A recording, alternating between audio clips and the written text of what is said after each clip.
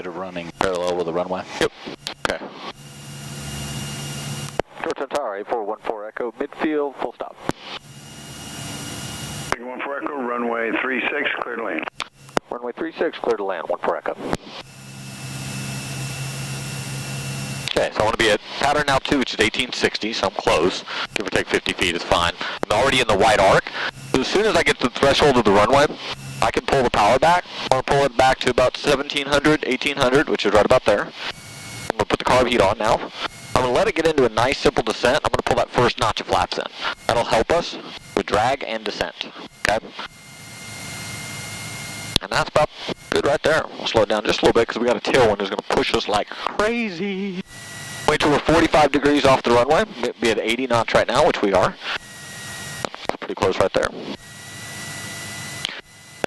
Now I've got less power than I normally would right now because of the fact that we got a tailwind. It's just pushing us like super fast. So we're doing, you know, we're going to start this turn right about now. And you're going to have to give it power to... Yep. Now I'm going to have to give it power to maintain my descent rate and my airspeed, which is a combination of both things, right? So this is probably turn a little early, but the wind is just going to push the crap out of us here in just a second. So as soon as I do this, now I'll start that descent, and I'll put that second notch of flaps in, and I'll slow us down just a little bit. And we're going to turn final here in just a moment. And we are good. Now we are high, right? But what's awesome about this plane is that's okay. Because the descent angle on this plane, what it wants to do is high. It's not like a Cessna where it wants to be up 3 degrees perfectly. It really wants to descend like this. To maintain that 70 knots, I do it with pitch, right? So it's all about pitch. Throttle's pretty much out, but now we won't make the runway now because we're sinking too fast. I'm actually going to put a little power in to make sure we get there. Just arrest my descent just a tad. Keep that same angle.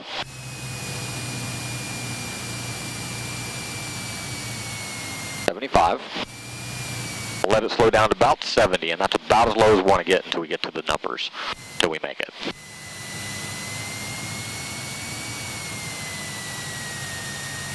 Now we're just going to let it just sink. See how it sinks? Feel that? Just sinks like crazy. Freaking crazy planes. Nothing like a Cessna. They do not sink like this. They have a much better glide ratio. But, ooh, feel that? Wind changed. So I had to put the power in because our sink rate was exceeding the angle we wanted. Okay, now I'm going to get quiet here just so I can get us on the ground. Yep.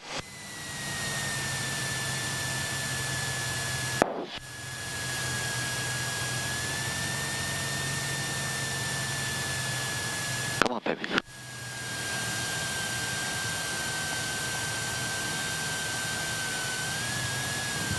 There we go. Much gentler. Nice.